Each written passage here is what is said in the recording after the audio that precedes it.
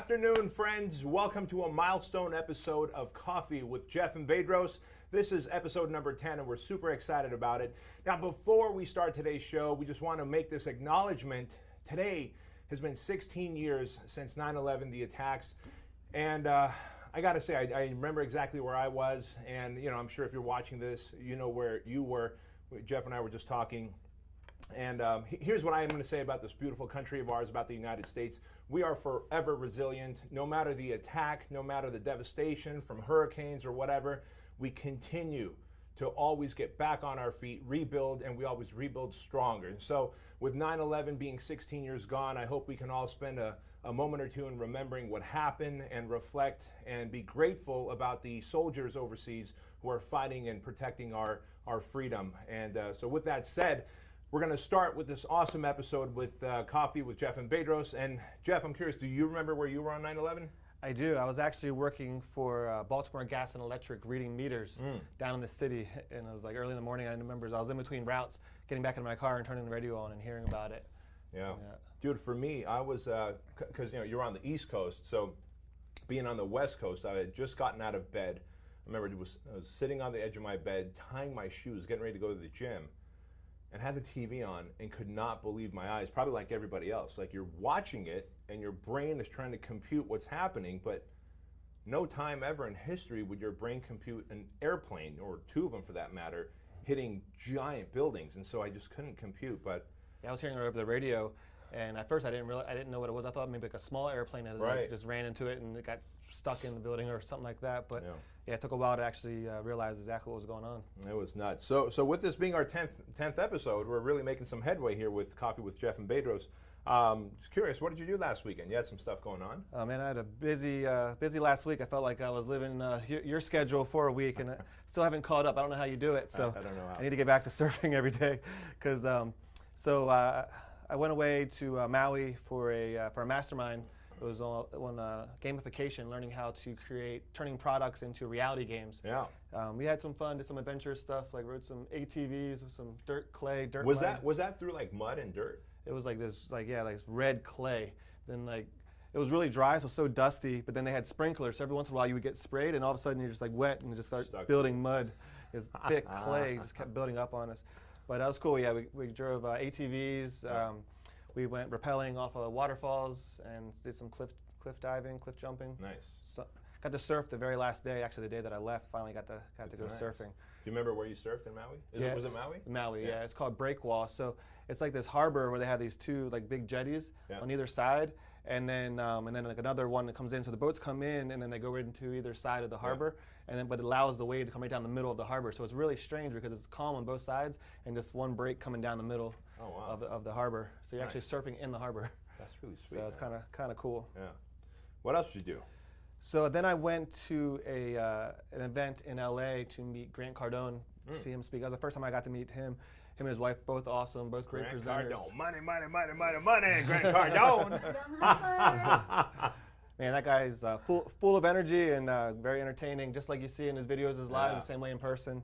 It was a great event. They were talking about like investing in like small like apartment complexes, multiple units, 4 to 8 unit buildings, and how he says that you should never own the house that you live in. You should always rent because you could always make more money with the investment. Yeah. So I'm not quite there yet. I still like owning the house that I live in. But I can tell you this. I know a particular New York Times best-selling author who didn't own the house that they lived in, and they got evicted with a quickness. And so I'm always going to own the house that I live in and own the properties that I own to rent. Yeah. And cool. And then it makes sense till you get evicted. And then you're like, oh shit, I got to find another place. That was a bad idea. Yeah. And then we had our last implementation boot camp. Yeah. I think it was our seventh one. There we are. And we had a great turnout. And after this one, we decided we're going to take it online. We talked about it last week, and it should be live and ready to launch in about 2 or 3 weeks. Yeah. By the way, we are making the implementation boot camp a course, and so really what we taught there was we gave away, was it 4 or 5 funnels? 5 funnels. We gave away 5 funnels, and they're not only lead generation funnels, but actual client getting funnels as well. and we implemented those, but we decided to make a course out of it. And so if someone wants to be the first to get the course, and maybe we can give it away the first, I don't know, 100 courses at a small discount. I'm just kind of spitballing here. What can someone do, London? Is there something they can do? Maybe like send you a direct email to your house or something? Yeah, to my house. If they type in IBC in the comment section, they'll be added to the list, and then we'll notify them. Cool. Awesome. All right, so there you go. Just type in IBC in the comment section down below, and the top 100, maybe we'll give, 20% off or something when we launch it. That'd be great. So this is a picture. Just raise the price by 20%. So this is the picture from our IBC, but I saw some pictures floating around the internet. It looked kind of like you joined a band or something, like NSYNC or. Yeah. I decided, I got a good voice, so I decided to join a band. Oh, look, there's That's the band. There it is. Yeah, there it is. And it's a buff NSYNC. That is a buff NSYNC. And in fact, let's see here. We have the first of our Empire Mastermind, right? And the Empire Mastermind is a mastermind for business owners that are doing $1 million to $5 million and want to scale that to $10, $15, $20 million a year. Nice. And so you see the guy I'm shaking hands with is Super Bowl champion Steve Weatherford. So is that Vince Del Monte? Yeah, you see Vince Del Monte there, back there. Man, you see Matt Wilbur. Yeah, Matt Wilbur. A multiple seven-figure Fit Body Bootcamp owner. You see IFBB Pro Ben Pekulski. He was in Generation Iron, which I know they're making a second season with Bryce Henson is in there. He's definitely a badass. And Craig Ballantyne, Mick, a lot of great people. And it was really neat to be in a small group of big thinkers and see how ideas not only come up, but also get implemented so quickly. Yeah, that was really fun. And the other thing, I was fortunate enough to meet this actor named Matt Del Negro, and he's on a show. He doesn't like when I talk about this, so I'm going to talk about it more. That's Matt and his son, but he's on a show called Scandal, and the reason he doesn't like me to talk about it, not that he doesn't mind, but he plays a male prostitute. He plays a male prostitute. And add to that, he plays a gay male prostitute. And he does a great job of it. It's completely convincing. And Matt is a fantastic guy. I've been friends with him now for a while. And he came out to the headquarters to interview me for his podcast. He's got a podcast called 10,000 No's. Wonderful podcast. And being an actor and going to a lot of auditions, he was in Sopranos, by the way. He's right now there's a movie, and I should know the title of the movie. He's out in a movie right now. And he's also going to be in this next season of Goliath, which is a great show. But he does this podcast called 10,000 No's, and being an actor, having gone to a lot of auditions, you can imagine how many no's he's gotten. And so it's really about how to deal and overcome with continuous rejection over and over again when you're trying to, get to the peak of your industry, or in his case, his art. So it was really fun to have him over at the HQ, and actually it was a day of the implementation bootcamp. Oh yeah, right. His son stopped in for lunch with us. us. Yeah. Awesome. So a lot of people got to meet him as well. So that was a nice little treat. And then what do we have? Oh, we've got the Fitness Business Summit tickets going on for sale in October. That goes on sale on October 2nd. But what I decided to do was start an early bird registration list. And so if anyone goes to fitnessbusinesssummit.com, they can get on that early bird registration list. And you'll get a 1-week advance notification when the tickets go on sale. You'll not only get to buy the tickets for half off, but you'll also get VIP seating, which is a $200 upgrade, absolutely free. So, man, I'm excited about fitnessbusinesssummit.com because you'll see the speaker lineup. This year I decided to go a smaller speaker lineup so that I can spend more time on stage. I plan on spending an average of 3.5 hours per day on stage. Nice. Yeah, but our speaker lineup is just going to be like nuts, some real badasses from the industry. Awesome, and it's going to be in San Diego again? Yeah, San Diego, March 16, 17, 18, and so you'll be there, of course. Tech Sweat, Fitness Marketer will be there. And what I was thinking, tell me what you think about this. And I figured better place to ask than here. But what if we had like a podcast alley, right? Like in the sponsorship area, but a podcast alley, have a whole bunch of like badass podcasters, because we always get so many influential fitness business people anyway there, and we could just literally have like a whole bunch of podcasts going and interviews going at the same time. That'd be really cool. Yeah. I think we did 56 interviews in 3 days, something like that. Yeah. Right. We've been releasing one per week since then. It gives a whole year of content. But that'd be cool. Yeah. Cool. So what do we got going on here? We've got So we got some recent news, and since I was gone all week, London found some pretty cool articles and topics for us to talk about. Trending, So this first one, it is the Carry Your Wife Championships in Finland, which London let me know that registration is still open. So if you want to compete, we can get you over to Finland. Well, you got to hurdle stuff. I'm just watching the video right now. You actually have to hurdle stuff. It's like a Tough Mudder with your wife on your back. Yeah. Oh, that guy's got a bad strategy. He's got his wife on his neck. On his shoulder? Everybody's on his doing shoulder. that. Yeah. Wow. Oh, that guy must have 2 wives. Yeah. He must be from Utah. No offense to anybody from Utah, other than the fact that, all right, we'll keep going there. That was London's idea for London, what's your home address so they can send you complaints? Somebody can pick me up and we can win this race. This is something I might watch, but I don't think I would do. No, but, me either. Yeah, so definitely not my this thing. next thing, I didn't even know this was a thing until Carlo told me that he took his son to one of these. That these video game players are so popular that these kids they're filling stadiums to watch them play video games. No way. So much that Blizzard Entertainment's opening its very own, esports arena in Los Angeles. Really? I mean, the championships, I think Craig was saying earlier that there was 40,000 people, watching, or they filled up a 40,000 person stadium. I guess I didn't grow up playing video games. We were poor and broke, but I mean, that sure looks impressive to me looking at that on the screen. But I can't see myself sitting there watching people somebody else play a video game, right? I mean, I played video games growing up when it was raining outside. My friends had, they played, but I'd rather play the real sport. Oh. So this is just crazy to me that it was that popular. So it just shows that you can make money doing anything that you want and that you're passionate about. Because if you can make money playing video games, then you pretty much can do it doing anything. Though. Yeah. Just like anything else, you have to be, you have to be good. Yeah. And then there's, of course, Elon Musk, and he decides that he's going to take the spacesuit and upgrade it. And the guy's got a good point. Since the 1960s, the spacesuit had not changed. It was this bulky thing.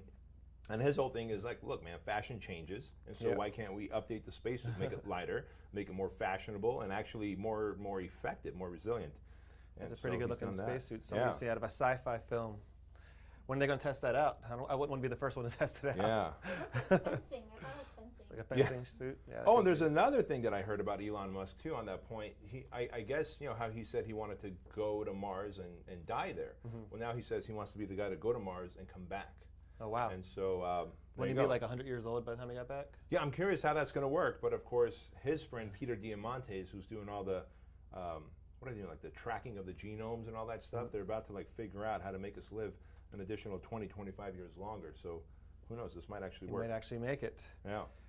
And then, of course, with all the hurricanes that we've had, this last article is about Hurricane Harvey and FEMA, and pretty much the first major hurricane that we had bankrupt FEMA. Yeah, dude, that was nuts, huh? So we just learned that when there's a hurricane or any kind of massive natural disaster, FEMA only has enough funds to kind of take care of one thing. Pretty much. Yeah, and it was really neat to see the entire world come together for Hurricane Harvey. And while I know Hurricane Irma hasn't caused the same level of devastation and destruction as Harvey, FEMA's broke. And so, we all pitched in for Fit Body Boot Camp. We had 8 Fit Body Boot Camp locations in Greater Houston area. Yeah. And so we not only wanted to reach out and help them, but in addition to that, we decided to put up a link on our social media, and we got tens of thousands of dollars donated, and we donated on our part. But now we're doing the same thing for Hurricane Irma, because if you just count on government assistance like FEMA, it's not going to happen. And at the end of the day, good people are suffering. So it's our job to help them out, right? Yeah, Grant was talking about, he's from Miami, so he's already sending money, resources, to Miami. Did you see some of the images from Miami? It's all the high rises is just water, down the streets. Crazy, kind of crazy. Man. Yeah, and I guess I didn't even know this, that they have hurricane shutters. Yeah. Have you heard of those? Mm-hmm. I guess I'd never heard of those, and it just kind of barricades you in, right? Yeah. Built-in barricade. Yeah, pretty nuts. Pretty nuts. So what's this about the Emoji Game? This is the first week that I, have no idea what the game is about. This is another one of London's findings. So. Okay, so we'll do a test one, and there's going to be emojis, 2 emojis on the screen, and you have to guess what the phrase is. Yeah. Not what the emojis means. Right. Oh, kind of when we send each other multiple emojis to tell a story. So there's different categories. You're going to be good at this, I think. Yeah. Lots of emojis. Anytime there's an eggplant emoji, I got it. Yeah, when there's an eggplant emoji, I got this. Yeah. Okay, all right. So ready? So sure. Whoever gets the most phrases correctly wins the game. Okay. And you could just yell out as soon as you know. Okay. All right. Okay, ready? Movie category. That was a movie. Oh, Yeah. the category is a movie. Yep. Crown, monkey, angry face.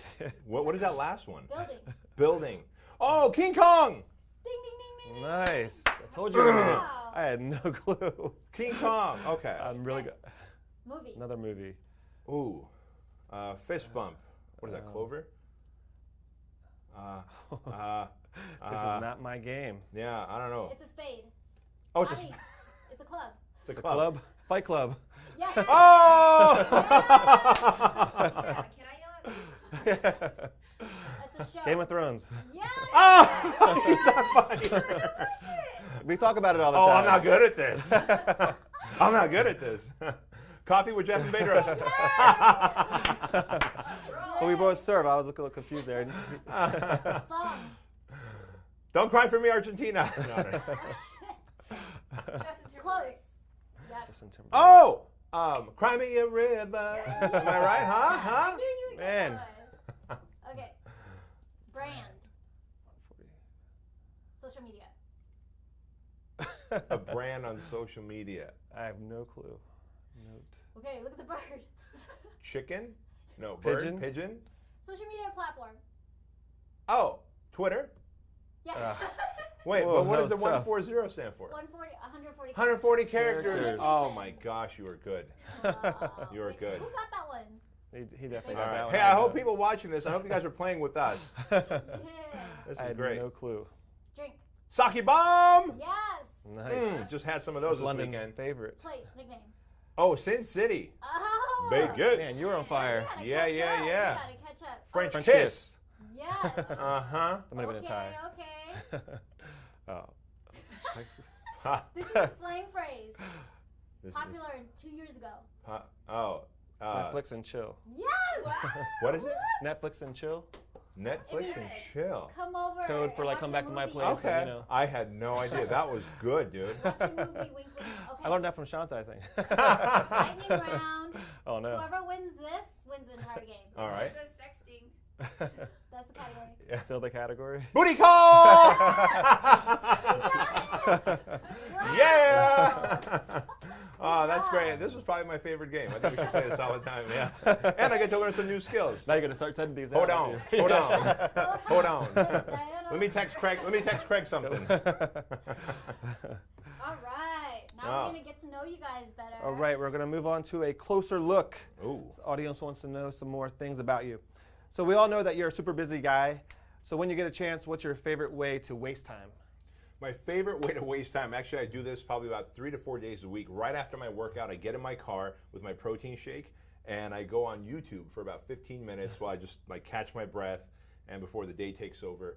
I go on YouTube and I'm watching car videos, gun videos, just all types of weird review videos on Nice. knives and stuff like that. Yeah, I definitely Guns, enjoy knives, wasting. and cars. Yeah, That's definitely up your alley. Yeah. Cocaine and coffee. Yeah, and a little bit of cocaine in there too. Yeah, what is the newest quality of cocaine out there these days? Yeah. So what's the most exotic thing you've ever eaten, good and bad?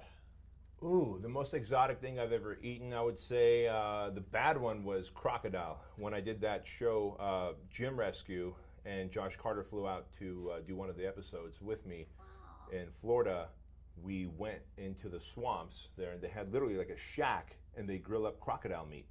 Wow. And or is it alligator? Whatever they have in the swamps there in Florida. Both. Yeah. Yeah. And it was pretty nasty. I'm gonna tell you this. Was it gamey? It was gamey. It was true. It was like if you cut a piece of rubber off your shoe, Yeah. fry it, and then dip it in some kind of chipotle sauce and eat it. How was the You're smell? just chewing. It smelled like normal food. So you're like, oh, this anything fried smells good. Yeah. But then that's where they get you. Now the tastiest exotic thing I had, which I guess is going to show that I don't venture out too much, is duck fat fries. What? Like, they are extra crispy when Where do you fries get are those? fried in. There's a place in San Francisco. I've never heard of them. There's a restaurant in San Francisco, downtown San Francisco, called Bourbon. I first tried it there, and then I tried it again at the Addison in San Diego at the Grand Del Mar. But I think some restaurants have them. Duck fat fries, extra crispy is how they turn out, and delicious. So with that, what smell brings back great memories? Ooh, oh look, She's gonna be weird. So I'm gonna not say this first one because we're on camera. But the second smell that brings back good. Why did I even say that? Right? Yeah, I'll take that off camera when this thing is up. Yeah. Listen, you come to Fitness Business Summit, we talk face to face. I won't even say it from stage. We'll talk face to face, and I'll tell you. But the second smell that brings back good memories is freshly mowed lawn, like grass. For some That would reason, make a bad memory for me. Oh, really? Dude, that totally takes me back to Shade Tree Apartments, the first apartment complex that we lived in when we came to America. And I made a couple of friends, Dwayne and Scott. And I was like, holy shit, I have friends. And when they would mow the lawn, we'd all go play out in the lawn. So that still is like a fond memory to me. Why is it a bad memory for you? Because my older brother he worked on this farm since he was like 13 or 14. Yeah. So I was always stuck. I was the next oldest. My younger brother's too young to do it. So I was always forced to cut the grass all the time. Acres? And Oh, I man. resented cutting the grass every single time. Was it like a riding lawnmower, though? No, it was a push. Oh, yeah, I would hate that, Oh, too. my God. Yeah. I'm glad I had that experience and not yours. All right, so let's get to know you. What's a trip or trip? A trip. What's a trip or trips Or that change? trip. Or a trip. Yeah. Oh, that's why it's in quotes. Or a trip, like the one in San Diego, that may have changed that changed you. So there's been a couple. I've been on lots of trips. Not so many trips, but I've traveled a lot. And one that changed me, I didn't realize it at the time, was after I got out of the military. Me and a childhood friend, we went to East Africa for a month and just backpacked around. Went on safari, climbed Kilimanjaro, went to Zanzibar, scuba dived, and went to Mombasa and all kinds of cool stuff. And when I got back, I really didn't think that much, that the trip had changed me that much. I thought I had fun. But then, as I moved on with my life since then, a lot of my perspective and change. I can look back and see that it was from actually being in that environment for 30 days and just seeing how those people lived. And you always say you don't have bad days. You only have good days and great days. And when you start saying that, I look back and any one person I ever met in Africa, no matter the best person that had it the best over there, would trade my worst day for their best day any day of the week. Yeah. So that kind Isn't of really that changed my contrast perspective. amazing, man? Like when you see that kind of contrast, you really become grateful for what you have, and you realize we really don't have bad days, And Yeah. the one we were, my friend, he grew up there as a missionary kid in Africa, and then moved to Baltimore. And so he gave us some good connections when we were over there. And we went to this one church, and the minister's son was driving us around and stuff. And he knew I had my boot camp and stuff at the time, so we were talking business. And he's saying that he's been saving up for 5 years to start this T-shirt company where he wanted to get these T-shirts made and sell them and everything. And he's about halfway to what he needs to start this thing. And we were like, well, how much more money do you need? He's like, probably about $150 US. So it took him 5 years to save $150 US. Me and my buddy were both like, hey, we'll fund you. Right. And his dad got really mad at us, Really? because Why? he was saving so diligently for 5 years, and we were just like, here you go. Wow. And Makes so just sense. put it kind of in perspective, like, man, all this kid needed was $300 to start a business, and it's taken him that long, to save the smokes. money. See if he's So doing good. Yeah, that'd be good to check up on him, right? Yeah. All right, so time freezes for everyone. But for you in this scenario, it freezes for 1 day. What do you do? So time freezes, so everybody's frozen except for me. Right. Yeah, that's a tough one. So I don't need to do anything crazy because I don't need to rob any banks or anything. I guess I'd go find some really cool cars and drive them as fast as I wanted. Maybe take a nice big yacht out on my own. Yeah. Just have some fun. Oh. That way Watch out for your cars, wait for Bedros. time to come back, because to get for me to do things, I think I need everybody else to be able to be in time. Speaking of cars, I found the bottom out spot for the Oh Tundra. no! Yeah. Oh, I thought you were going to say Yeah. the GTR. No, the I GTR. was like, Yeah. You know how they're doing a lot of construction in Butterfield Ranch? Yep. Here in Chino Hills. And so I've got this giant lifted Toyota Tundra, and we got it wrapped in Fit Body Boot Camp and all that stuff. But I went in one of the dirt work areas that I probably should not have been. And man, that thing not only did it bottom out, but then when it sprung back, I'm pretty sure the front tires got off the ground and back again. I felt like a Nice. monster truck. I was yeah. gonna say, Oh my Yeah, God. it was Grave definitely digger. fun. Yeah, grave digger. Yeah, exactly. All right, what does work-life balance mean to you? So I'm not sure if I've learned this from you or where I adopted this from, but to me there is no such thing as work-life balance. There's only counterbalance. So I might be gone for 4 or 5 days in a mastermind, but when I'm back, I'm totally present and spending time with my family. When my daughter has a field trip, I'm probably the only dad that's ever at the field trip, stuff like that. So for me, it's more counterbalance than it is balance, because sometimes if there's like a launch coming up, or you might have to work 3 or 4 days straight and throughout the night, but we have the opportunity to make up that the very next day or the next week. So like I know with like your travel schedule and stuff, you're gone a lot, but when you're home, you're spending a lot more time and a lot more present with your family than most people that work a 9 to 5 and come home and they're just totally drained and ignore their kids while they're watching TV. Yeah, it really is that work-life counterbalance, and like lately I've been calling it a work-life mix, because if you get the mix right, you've nailed it. I think when people try and balance it, well, I've worked this much, so I'm going to be with the family this much. Well, sometimes, like you said, work requires 3 days straight of getting shit done because you've got a launch coming up.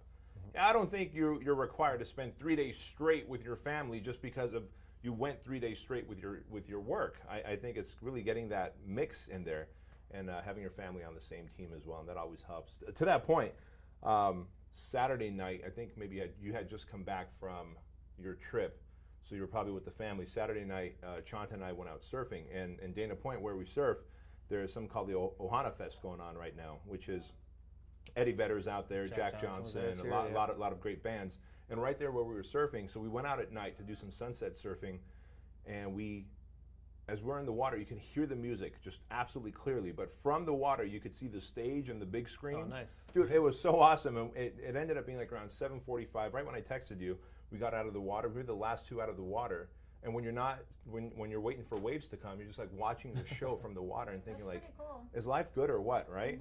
And that's kind of like the mix. And then the very next day, I took my son out yesterday morning out surfing, and it was crowded, right, on a Sunday morning, but he had such a great time. And then today, it's all about this. We're doing this podcast. I did a live cast earlier this morning, and I've got another. It's Thursday you're leaving to go with your son. You guys were going to do a father-son weekend, and now you're taking him to set a world record.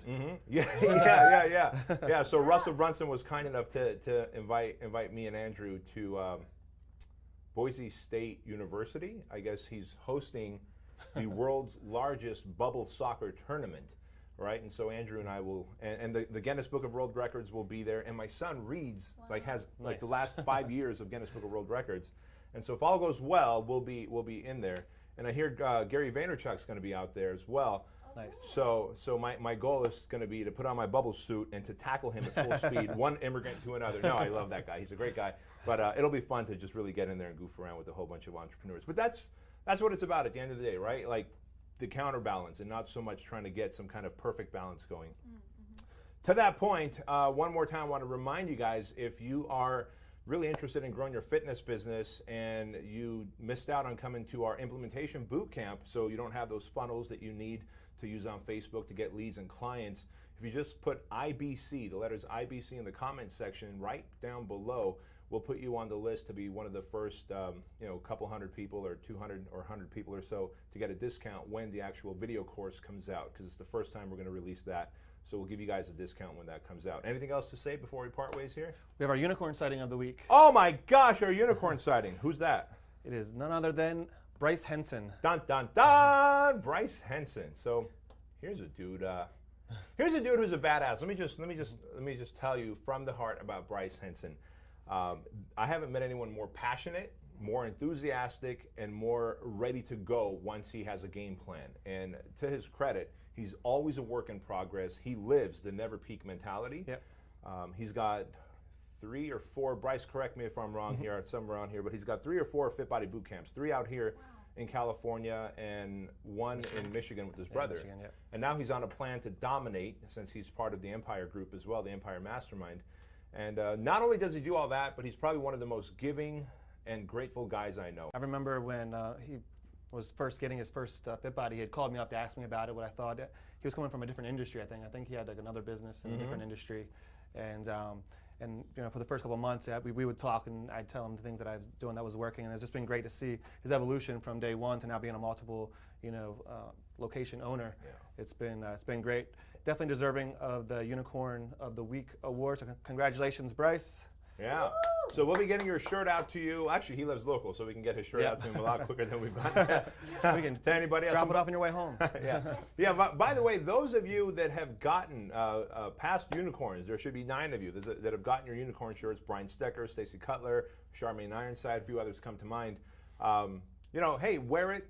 Maybe take a picture of yourself, post it in the thread here. It'd be really cool for others to see the unicorns. Don't be so humble about it. You guys are giving. You guys are growing. You guys are always paying it forward. So here's a chance to toot your own horn. Yeah.